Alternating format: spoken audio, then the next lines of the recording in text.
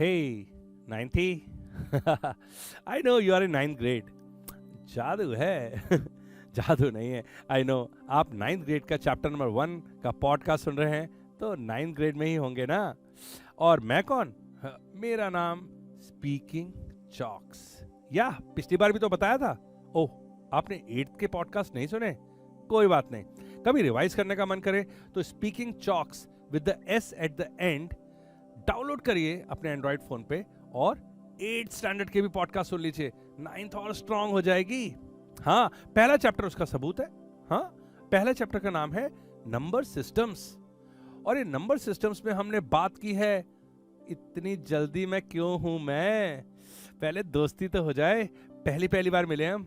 Okay, देखो, मैं हूं तुम्हारा दोस्त और मैं तुम्हारे लिए रात दिन मेहनत करके, बुक्स को पढ़ के, गूगल से इंफॉर्मेशन निकाल के, अपनी पेंसिल घिस के, और फिर मैं तुम्हारे लिए इंफॉर्मेशन लेके आऊंगा और इस कहानी में तुम्हें सुनाऊंगा, ताकि मेरा प्रिय दोस्त अपने आप आराम से मैथ को कर सके. ठीक है? और टीचर्स के पास जाके और स्कूल में और कोचिंग में हर जगह बोल सके कि हाँ, मुझे ये मालूम है, और अच्छी अच्छी क्वेरीज पूछ सके. राइट? सब बताऊंगा मैं आपको. बिल्कुल बिंदास होकर बैठो, एक शांत सी जगह पकड़ लो, क्योंकि 15-20 मिनट में ये चैप्टर तुम्हें पूरी तरह क्लियर होने वाला है दोस्त. ठीक है? आखिर दोस्त काम किस दिन आएंगे. ठीक है? ओके, तो शुरू करते हैं. Number system, grade 9, chapter 1. अरे, इस चैप्टर को जैसे ही मैंने खोला और पढ़ने की कोशिश की, तो इसमें तो काफी हेल्थ फ्रीक सी फीलिंग आई मुझे सबसे पहले. नहीं, कोई एक्सरसाइज नहीं दी हुई थी इसमें. इसमें एक लड़की नंबर लाइन पे वॉक कर रही थी. वाह, walking is such a good thing for your health. Okay, क्या करो. खैर, तो आगे वो लड़की जब वॉक कर रही थी तो उसके हाथ में एक थैला था, और उस थैले में वो सारे नंबर्स डालती जा रही थी. तो एम ये था कि नंबर लाइन पे मिलने वाले सारे नंबर्स को उस थैले में भर दिया जाए. तो पता क्या हुआ दोस्त, उसने 1 डाला, 2, 3, 4, 5, 6 ऐसे डालते डालते डालते बहुत दूर तक चली गई. तब उसे रियलाइज हुआ कि इस थैले के ऊपर लिख दो नेचुरल नंबर्स, क्योंकि नेचुरल नंबर्स कभी खत्म नहीं होने वाले थे, है ना. फिर उसको वापस बुलाया गया. कम डियर, बैक, कम बैक. वापस आके उसको बोला ये 0 उठाओ. अब जब 0 उठा के उसने थैले में डाला, तो थैले का नाम हो गया होल नंबर्स. याद है ना, पिछली क्लास में पढ़ा था. नेचुरल नंबर 1 से लेकर इन्फिनिटी और होल नंबर 0 से इन्फिनिटी. और उसके बाद जब वो लड़की वापस उल्टा चलने लगी 0 से लेफ्ट की तरफ, तो उसे -1, -2, -3, -4 मिला, और उसने वो भी सारा थैले में डाल लिया. अब क्या था कि उसका थैला बहुत बड़ा हो गया, और अब उस थैले का नाम रख दिया गया इंटीजर्स. नाउ डिफरेंस पता क्या था? ये तो हमें पिछले साल भी पता था, लेकिन नेचुरल नंबर के लिए इस बार सिंबल भी दिया है कैपिटल N, और होल नंबर के लिए कैपिटल W. मुझे बहुत मजा आया, N से N, W से W. लेकिन इंटीजर्स के लिए सिंबल दे दिया कैपिटल Z. ओहो, मुझे लगा मैं अपने दोस्त को क्या मुंह दिखाऊंगा, कैसे बोलूंगा, I की जगह Z कैसे आ गया. तो फिर बुक को खोल के देखा तो उसमें लिखा था भाई YZ. वहां लिखा था Z comes from the German word Zählen, ZAHLEN, which means to count. वाह भाई वाह, सब कुछ तो बुक में लिखा है. इतनी प्यारी बुक है. लेकिन देख दोस्त, पढ़ा मैंने है तुम्हारे लिए. मतलब याद रखना मुझे भी. हाँ, ठीक है. नाउ उसके बाद बात आई रैशनल नंबर्स की. और रैशनल नंबर्स तो हम बहुत बार पढ़ चुके हैं, लेकिन एक बार और समझ लेते हैं. P/Q, वही न्यूमरेटर और डिनोमिनेटर वाले numbers, where Q is not equal to 0. अरे, नीचे वाला डिनोमिनेटर 0 नहीं होना चाहिए, और P और Q दोनों होने चाहिए इंटीजर्स, इसके अलावा कुछ भी नहीं. इसका सिंबल था Q, क्वीन वाला Q, कैपिटल. फिर गड़बड़ हो गई, R क्यों नहीं भाई. फिर मैंने और पढ़ाई की, लेंस लगा के देखा, तो पता चला the collection of rational numbers is donated bye Q. Rational comes from the word ratio. पूरा नाम ही रेशियो से रिलेटेड है. वो होता है ना रेशियो, A/B, जिसको हम A/B भी बोल देते हैं, और ये नंबर भी तो P/Q ही है. हाँ, तो वहां से आया है ये नाम रैशनल. और फिर जब डिवाइड करते हो तो कोशंट आता है, तो इसने सिंबल दे दिया क्यू फॉर कोशंट। चलो अब हमारे पास 4 सिंबल थे, नेचुरल नंबर का कैपिटल N, होल नंबर का कैपिटल W, और Z था इंटीजर्स का, और Q फॉर रैशनल नंबर। याद रखना, बहुत बड़े तक काम आएगा। नाउ अब उस लड़की के पास वापस जाते हैं और पता लगाते हैं कि उसने और भी नंबर्स रखे कि नहीं रखे अपने बैग में। और हाँ, वो तो नंबर ही रखती जा रही थी, 1/2, 1/3, 4/7, 7/9, सारे ये रैशनल नंबर, -4/3, -7/2, हर तरफ रैशनल नंबर ही बिखरे हुए थे। और अब उसने इस बैग का नाम रख दिया रैशनल नंबर्स। अरे मुझे तो लगा कि अब ठीक है भाई, अब बैठ जाओ, सारे नंबर्स हो गए, नेचुरल नंबर हो गया, होल नंबर हो गया, इंटीजर्स हो गया, रैशनल नंबर हो गया। लेकिन नहीं दोस्त, यहां हमें पता चला कि अभी भी कुछ बाकी है। अरे बाप रे बाप, और ये बात बहुत पुरानी है। पता है कितनी पुरानी? ये जो बचे हुए हिडन नंबर्स है ना, पता है किसी ने 2700 ईयर्स पहले खोज निकाले थे। बाप रे बाप, पाइथागोरस नाम था उसका। नाम तो सुना होगा, पाइथागोरस थ्योरम, वो hypotenuse square is equal to perpendicular square plus base square. याद है ना वो 90 डिग्री ट्रायंगल वाली थ्योरम? हाँ, वो मिस्टर पाइथागोरस जो कि पैदा हुए थे 569 बीसी में और मरे हैं नहीं मरे थे 569 बीसी में और पैदा हुए थे 479 बीसी में। 90 साल के होके मरे हैं वो। और लेकिन ये बीसी क्या है? अब मैं यहीं रुक गया, तो मैंने तुरंत खोला अपना गूगल और देखा, तो मुझे पता चला बिफोर क्राइस्ट। बीसी मतलब बिफोर क्राइस्ट। जब जीसस क्राइस्ट का जन्म हुआ उसके पहले की सारी तारीखों के सामने लिख देते हैं बीसी और बाद वाले में लिख देते हैं एडी। तो मैंने बोला ये तो आफ्टर क्राइस्ट होना चाहिए था, लेकिन ये तो एडी है। फिर मैंने कहा अपना दोस्त बुरा मान जाएगा, मैंने तुरंत ढूंढा तो पता चला एनो डोमिनो बोलते हैं इसको। एडी मतलब एनो डोमिनो, किसी साइंटिस्ट ने निकाला था ये कैलेंडर उसके नाम पे रख दिया। छोड़ो, this is not in course, but the thing is कि वो हिडन नंबर थे कौन से? उनको बोला इर्रेशनल नंबर। बोलने बड़ा मजा आया मुझे, फिर से बोलूंगा मैं, इर्रेशनल नंबर्स। हाँ, जो रैशनल है और जो इर्रेशनल है। अब इर्रेशनल नंबर का मैंने प्रूफ ढूंढा तो वहां लिखा था प्रूफ कराएंगे ग्रेड 10 में। कोई बात नहीं, हम वेट कर लेंगे 1 साल, ठीक है? अदरवाइज आप 10th की पढ़ाई भी कर सकते हैं speaking chalks with the S at the end app पर। ओके, 10th ग्रेड भी अवेलेबल है जनाब। क्या बात है, दोस्त है आप हमारे। नाउ व्हाट हैपेंस कि इसके बाद पाइथागोरस के बारे में मैंने पढ़ना शुरू किया और मुझे पता चला कि ये जो नंबर्स हैं ये बहुत ही यूनिक नंबर हैं। हाँ, जो नंबर इन्होंने खोज निकाला है, जैसे कि √2 पता क्या होता है? वो जो स्क्वायर होता है ना, एक स्क्वायर तो पता है ना, जिसकी सारी साइड्स बराबर होती हैं, उसकी सारी साइड्स अगर 1 1 1 1 1 यूनिट की ले लो, बार बार मैंने 4 बार 1 क्यों बोला, साइड्स 1 यूनिट ले लो अगर स्क्वायर की, तो जो उसका डायगोनल होता है वो √2 होता है। पाइथागोरस के हिसाब से 1 square plus 1 square under the root, और वो होता है √2। अब ये √2 को इर्रेशनल नंबर ही क्यों बोला? कुछ और बोल देते। तो फिर मैंने खोजबीन जारी रखी और देखा कि रैशनल नंबर और इर्रेशनल नंबर, यस, दूरबीन से मैंने देखा कि रैशनल नंबर और इर्रेशनल नंबर के बीच में डिफरेंस क्या है। तो रैशनल नंबर में जब मैं थोड़ा और अंदर घुसा, देखो दोस्त, तुम्हारी वजह से जा रहा हूं मैं, बहुत डिटेल में है ये, हाँ ठीक है, याद रखना, तुम्हारी वजह से गया था मैं, मेरा कोई मन नहीं था वहां जाने का। तो मैंने जब रैशनल नंबर को जाकर डिटेल में देखा तो मुझे पता है क्या पता चला? You will be amazed to listen. See, कोई रैशनल नंबर लेके दिखाता हूं मैं तुम्हें, जैसे कि 5/2। अब 5/2 तो बहुत सिंपल है, 5 को डिवाइड करो 2 से, आ जाता है 2.5, खत्म। लेकिन अगर मैं 10/3 कर दूं तो ये 3.33333333333333 डैम्पिंग इफेक्ट आया। ओके, तो 3333 करते हुए कभी खत्म ही नहीं होता। तो मैंने देखा कि रैशनल नंबर 2 तरह के होते हैं। पहला जो टर्मिनेट हो जाए, जैसे 5/2 टर्मिनेट हो गया था, 2.5 लेके खत्म हो गया ना, टर्मिनेट, इसके आगे कुछ नहीं लिखना। और 10/3 वाला टर्मिनेट ही नहीं हो रहा है, खत्म ही नहीं हो रहा है, ये तो गाड़ी चली ही जाती है, चली ही जाती है, चली ही जाती है। 3.33333, उसको वो लिखते हैं 3.3 बार। हाँ, बार बार आ रहा है ना, इसके ऊपर बार लगा दिया, मजाक कर रहा हूं, ये बार अलग है, लेकिन हाँ 3.3 बार। तो रैशनल नंबर दो तरह के हो गए, एक जो टर्मिनेट हो जाते हैं और दूसरा जो टर्मिनेट नहीं होते लेकिन रिपीट होते हैं, जैसे यहां पे हो रहा है ना रिपीट 333।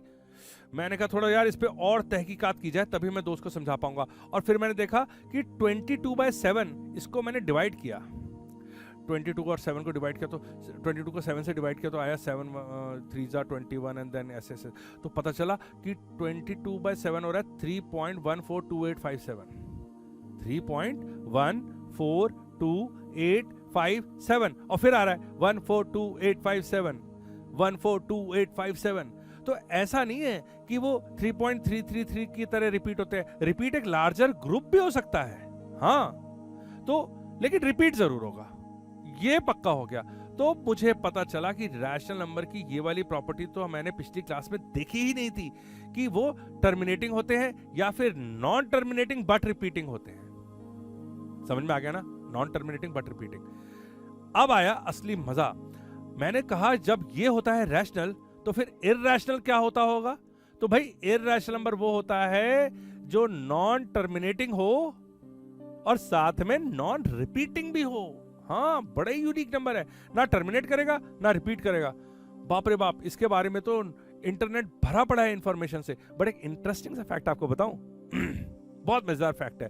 होता क्या है कि जब वो रिपीट नहीं करेगा तो वो चलता ही जाएगा, चलता ही जाएगा, चलता ही जाएगा, और कोई पैटर्न रिपीट नहीं करेगा। इसका मतलब पता है क्या है दोस्त? दुनिया के सारे पैटर्न होंगे उसके अंदर। हाँ, अरे जब रिपीट ही नहीं करेगा तो सब कुछ आ जाएगा ना उसके अंदर। सोचो सोचो, तुम्हारा मोबाइल नंबर भी, तुम्हारा हाउस नंबर भी, तुम्हारा मतलब anything you can think of, any number pattern you can think of will be present in that irrational number.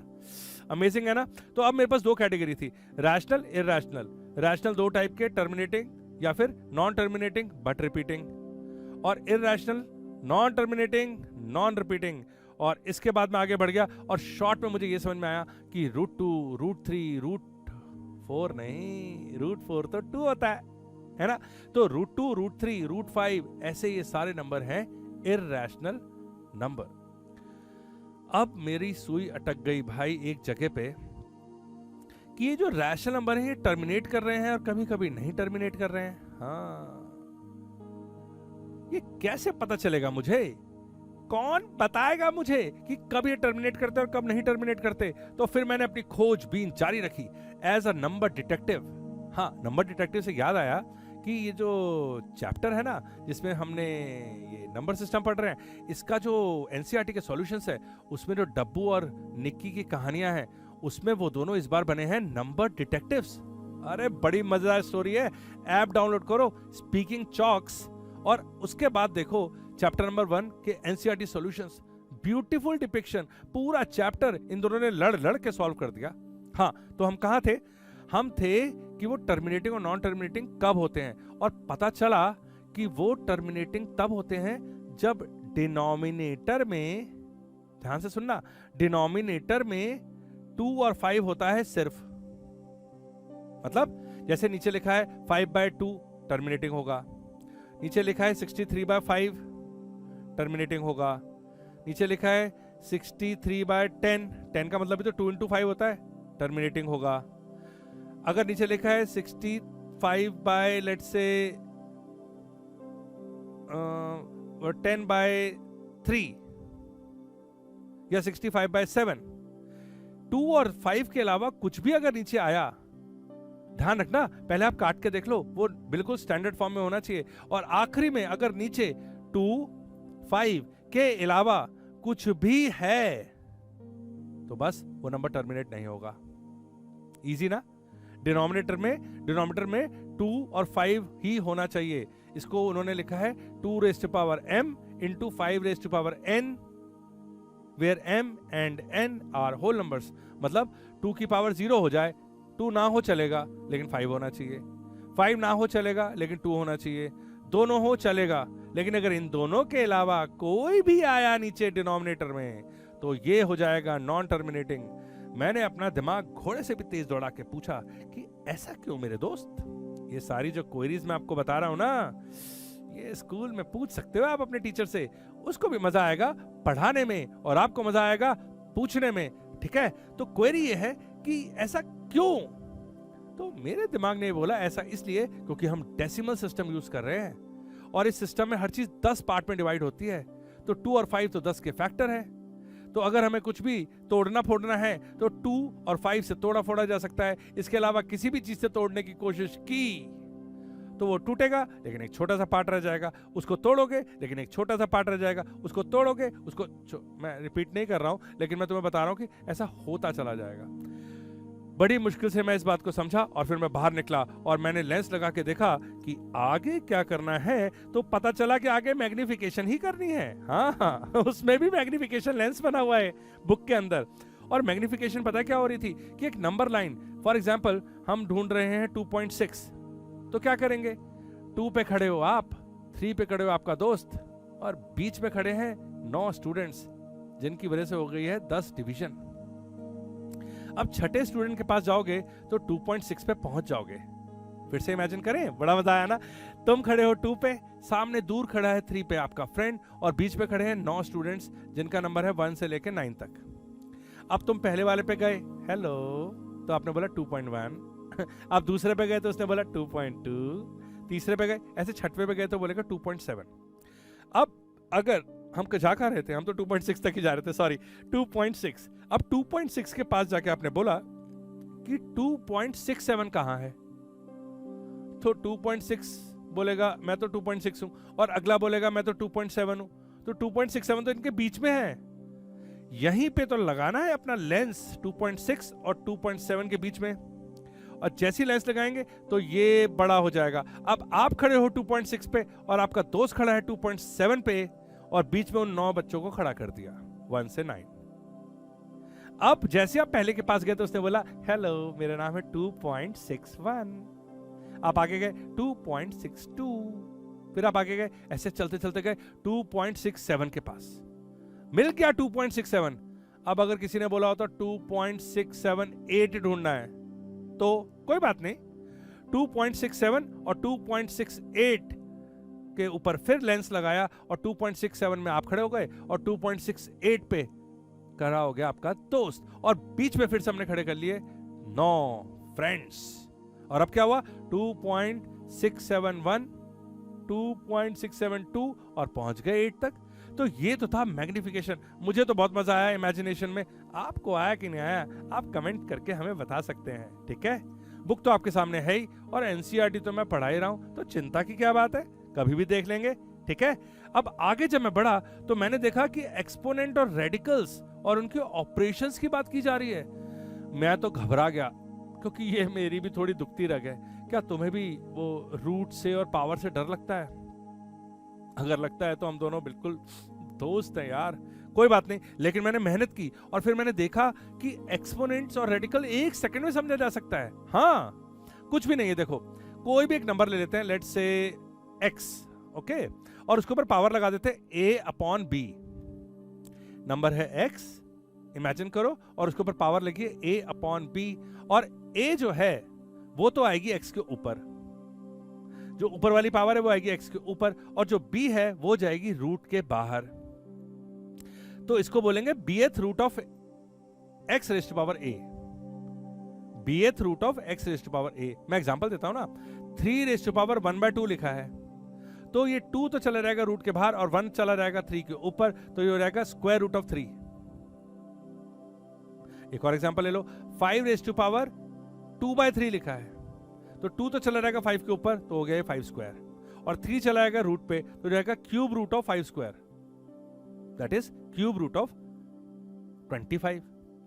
अब ये मैं क्यों पढ़ रहा हूं? मैंने ये सोचा मैं क्यों पढ़ रहा हूं, ये मैंने बचपन में कहीं ना कहीं तो देखा है, तो पता चला कि ऑपरेशन सिखा रहे हैं। हाँ, अगला टॉपिक है ऑपरेशंस ऑन दीज एक्सपोनेंट्स। अब इस पे ऑपरेशंस की क्या भाई क्यों? तो फिर पता चला कि ऑपरेशंस इसलिए सिखा रहे हैं कि हम लोग कुछ सिंप्लीफाई कर सकें, और ऑपरेशंस भी बहुत सिंपल थे, ऐड, सबट्रैक्शन, मल्टीप्लिकेशन, डिवीजन, यही तो होते हैं, सिंपल क्या थे। तो फिर मैंने सोचा कि मैं करूं कि ना करूं, बट मैं क्या करूं, मैं तुम्हारा इतना पक्का दोस्त हूं कि मैंने ये भी कर डाला। फिर मैंने देखा कि ऑपरेशंस में एक ही प्रॉब्लम है दोस्त, अगर मैं तुम्हें वो राज की बात बता दूं तो तुमसे सारे ऑपरेशंस हो जाएंगे। बताऊं वो राज की बात, बता दूं? हाँ हेलो बोलो पहले मेरे को मन में अच्छा ठीक है, बोल दिया। तो मैं बताता हूं तुम्हें। देखो राज की बात यह है कि nth रूट ऑफ ए, ध्यान रखना n लिखा हुआ है रूट के ऊपर और a के ऊपर कोई पावर नहीं है।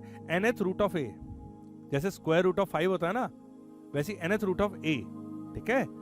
अगर a के ऊपर जो पावर a जो है और nth रूट, ये दोनों सेम है, for example square root of 2 और 5 टाइम्स स्क्वायर रूट ऑफ 2, इसमें स्क्वायर रूट ऑफ 2 सेम है ना, तो ये ऐड भी हो सकते हैं और सबट्रैक्ट भी हो सकते हैं, मल्टीप्लाई भी हो सकते हैं और डिवाइड भी हो सकते हैं आराम से।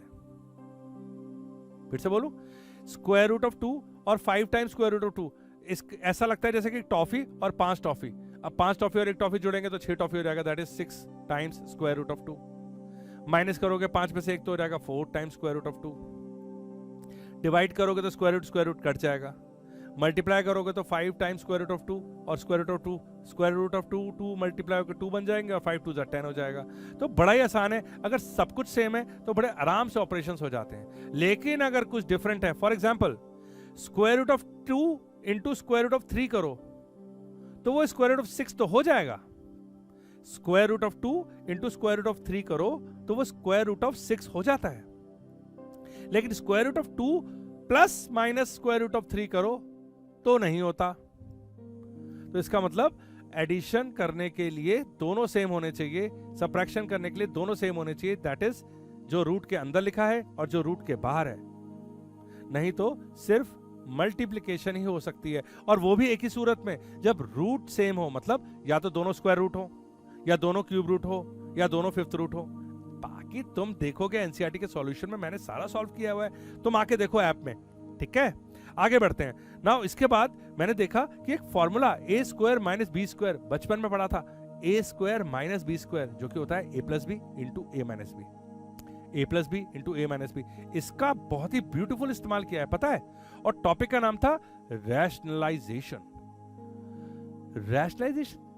अभी तो रैशनल नंबर पढ़ा था, ये रैशनलाइजेशन कहां से आ गया?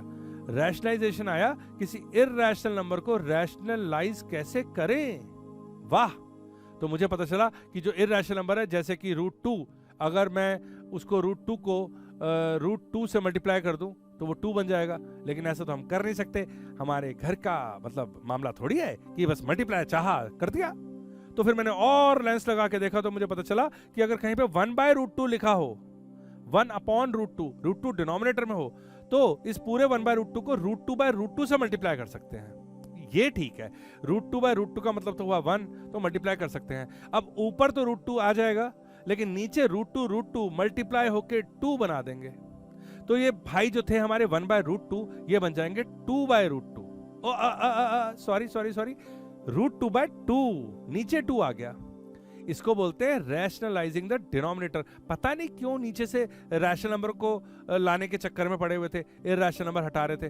फिर मैंने बाद में देखा कि ठीक ही तो कर रहे हैं। अगर डिनोमिनेटर में इरैशनल नंबर होता है ना, तो डिवीजन बड़ी प्रॉब्लमेटिक हो जाती है। नॉन टर्मिनेटिंग नॉन रिपीटिंग है ना, समझे ना।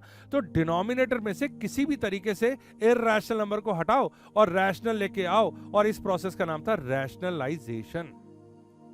और जो प्राइमरी फॉर्मूला यूज किया था वो था a square minus B square, और वो भी बता देता हूं जल्दी से क्यों, क्योंकि a square minus B square होता है a plus B into A minus B. अब या तो वहां पे लिखा था √2 प्लस √3, तो उसे √2 माइनस √3 से मल्टीप्लाई कर दिया ताकि a square minus B square लग जाए।